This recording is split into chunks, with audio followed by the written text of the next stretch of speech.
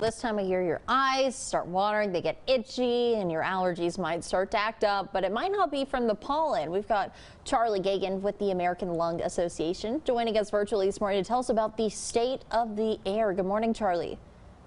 Good morning. How are you? We're doing good. So how is the air quality in East Texas? Is it different from places like the Metroplex, Dallas, Houston areas? Sure. So our 2021 State of the Air report looks at the air in the years 2017, 2018, and 2019. And what we found in kind of the Tyler-Smith County area is we continue to see high levels of ozone, but not in the failing grade. So we gave Tyler-Smith County a C for ozone, which is unchanged from last year's report. When we look at Dallas-Fort Worth, we've seen some slight increase in ozone, but Dallas-Fort Worth, unfortunately, is still in the top 25 when it comes to dangerous levels of ozone in the U.S. So what makes our air quality so bad here?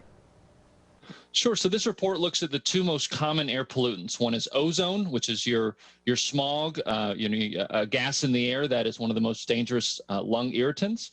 And the second is particle pollution, the small particles, small solids and liquids that are in the air that are a result of vehicle combustion, wildfires. And so what we've seen in this report is that the western United States, where we see more wildfires, has much worse air quality as a result of kind of a combination of those wildfires and really climate change. I feel like this discussion is happening more and more. Who would you say is the most vulnerable to air pollution, such as impoverished areas?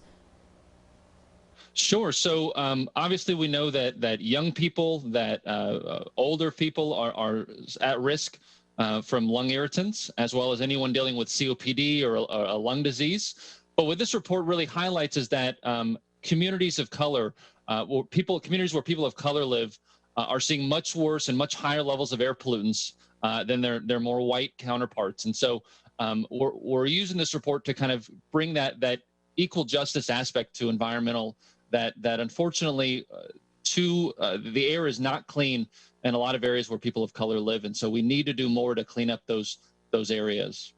Do you all have any idea as to why that may be, or is more research still needed? A lot of research is still needed. It's a complicated issue.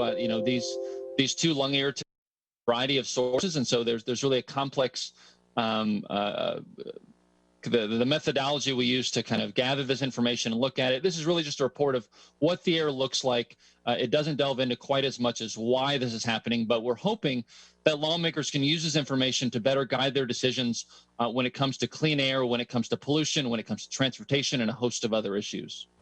Obviously hearing, poor air quality is not something that is good news by any stretch of the imagination. What are some steps that people at home can take to achieve better air quality, put an end to climate change, or just any small steps that we can all do to help? Yeah, absolutely. So we're calling on the Biden administration to take stronger steps toward environmental justice. We're working with state lawmakers to modify our transportation and transition more toward electric vehicles and have better caps on ozone pollution. And then individuals have a role to play too. They can take their bikes and walk more and try to carpool or avoid transportation. So there's something everyone can do to help improve our air quality. All very doable. Thank you so much for joining us. We'll be right back.